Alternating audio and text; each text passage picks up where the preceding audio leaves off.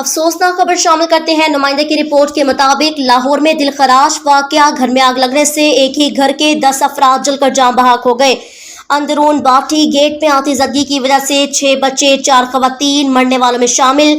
آگ نور محلہ میں واقع 2 مرلہ کے مکان میں بھڑک اٹھی۔ آگ میں شارٹ سرکٹ کی وجہ سے لگی آگ نے مکان کی تینوں منزلوں کو اپنے لپیٹ میں لے لیا۔ آگ لگنے کی وجہ سے گھر کے تمام افراد پھنس گئے تھے۔ گھر میں موجود تمام افراد نے خود کو مکان کے پچھلے کمرے میں بند کر لیا۔ گھر میں ظہیر الدین بابر نامی شخص کا پورا خاندان رہائش پذیر تھا۔ جھلس کر مرنے والوں میں ظہیر الدین کا ایک بیٹا، ایک بیٹی، بہو، پوتے اور پوتیاں شامل ہیں۔